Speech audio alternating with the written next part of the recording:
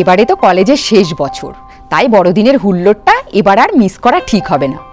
এমনিতে অবশ্য রেবতী বন্ধুদের এই গ্রুপটাকে একটু এড়িয়েই চলে।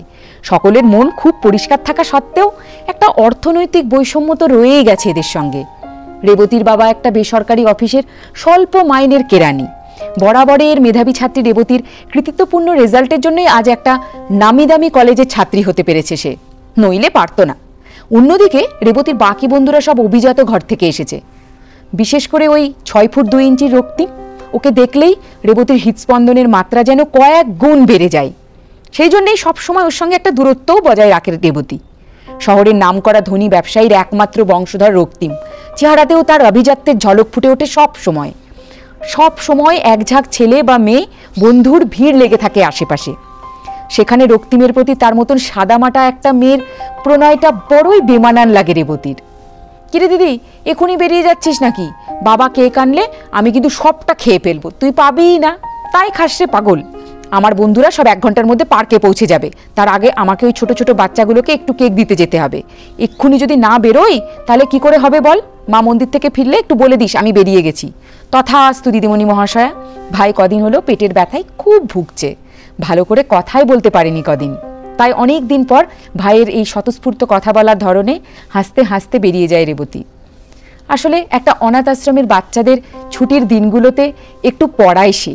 তাদের জন্যই নিজের কিঞ্চিত জমানো টাকা থেকে আজকে একটু কেক কিনে নিয়েছে সে।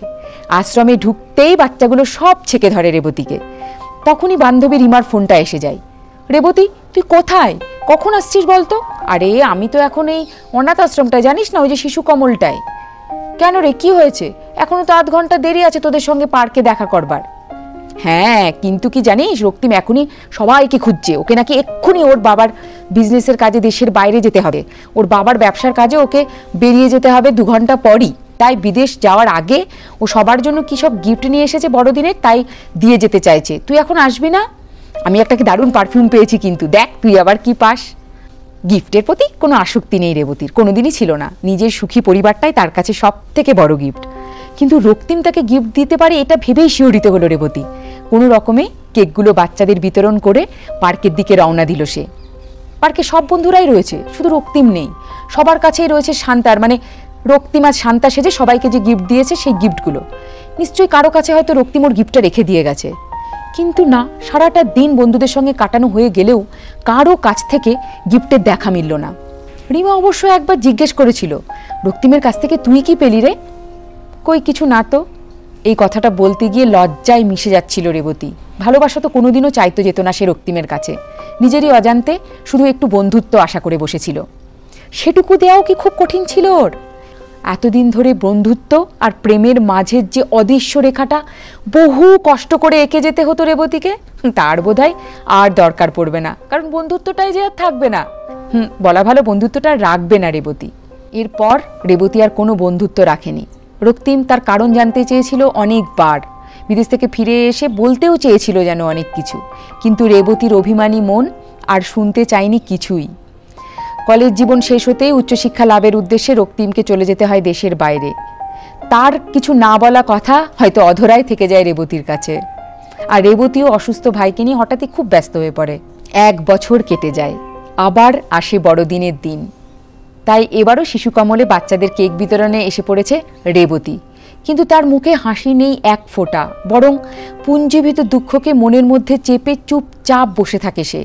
ভাইয়ের 2টো কিডনি খারাপ হয়ে গেছে, এক্ষুনি অন্তত একটি কিডনি না বদলাতে পারলে ভাইয়ের মৃত্যু আসন্ন। এখনো ব্যয়বহুল অপারেশনে টাকা জোগাড় করতে পারেনি তার বাবা।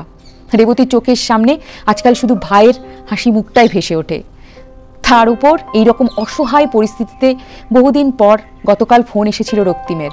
কত অম্লান নিষ্প্রিয় কণ্ঠে সে বলেছিল, রেবতী, তোর ভাইয়ের অপারেশনের সম্পূর্ণ খরচটা আমি দিতে চাই। পা থেকে মাথা পর্যন্ত জ্বলে গিয়েছিল রেবতীর। কি আস্পর্ধা! অর্থের অহংকারে এতটা চূড়ান্ত অপমানও করা যায় বুঝি? কোন সম্পর্কের খাতিরে টাকা দেবে সে? যেটুকু বন্ধুত্ব ছিল তাও তো ধরে রাখতে পারেনি রক্তিম। এত কিছু ভাবার পরও এক ছটকায় কিন্তু না বলতে পারেনি রেবতী। ভাইকে যে বাঁচাতেই হবে তাকে, যে করেই হোক। তাই কিছু না বলে ফোনটা শুধু নামিয়ে রেখেছিল সে। ও দিদি, ও দিদি, পিছন থেকে তার অনাথ আশ্রমের একটি বাচ্চা চিৎকার করে ডেকে ওঠে রেবতীকে। শোনো না, তোমার জন্য এই কানের দুল দুটো আজ আমরা নিয়ে এসেছি, এটা আমাদের তরফ থেকে তোমার জন্য গিফট। আশ্রমের ছেলেদের কথায় চমক লাগে রেবতীর। দুল দুটো দেখে মনে হচ্ছে খুব দামি দুল। এরা পেলো কোথায়? এটা তোরা কোথায় পেলি রে? ঠিক করে বলবি কিন্তু। তখন ছেলেগুলো বলে ওঠে, নামটা কোথায়? রক্তিমি হবে গো দিদিভাই। আগের বছর তুমি যখন আমাদের এখানে কেক দিচ্ছিলে তখন এসেছিল দাদাটা। তুমি চলে যাওয়ার পর আমাদের বলেছিল তুমিই হচ্ছ আসল সান্তা ক্লজ, তাই তোমাকে যেন আমরা এই দুল দুটো উপহার দিই। আমরা 1 বছর অপেক্ষা করেছি এই বড় দিনটার জন্য, যে তোমাকে আজ সান্তা ক্লজ হিসাবে এই দুলটা আমরা উপহার দেব। হে ভগবান, রক্তিম তো বলতেও চেয়েছিল অনেক কিছু। রক্তিমকে কতটা ভুল বুঝেছে রেবতী। রাস্তায় বেরিয়ে প্রথমে এসে ফোন লাগাতে যায়, কিন্তু ততক্ষণে সামনে স্বয়ং হাজির হয় রক্তিম। রেবতীর কিছু বলার আগে এসে বলে আগের বছর বড়দিনের দিন আমি রিমার কাছে খবর নিয়ে গেছিলাম তোর ওই আশ্রমে। দেখলাম তুই সমস্ত শিশুগুলোর মুখে কিভাবে হাসি ফুটিয়ে তুলছিস। সেই জন্য তোর ওই গিফটগুলোর কাছে আমার এই আড়ম্বরপূর্ণ গিফটটাকে হঠাৎ খুব মূল্যহীন লাগে রে, খুব ছোট লাগে। তোর মতন অমূল্য যার মন, তার কাছে নিজেকে পূর্ণ সমর্পণ করলে তবেই শান্তি পাবো ভাবলাম। নিজের পায়ে দাঁড়িয়ে তবেই তোর সামনে আসতে চেয়েছিলাম।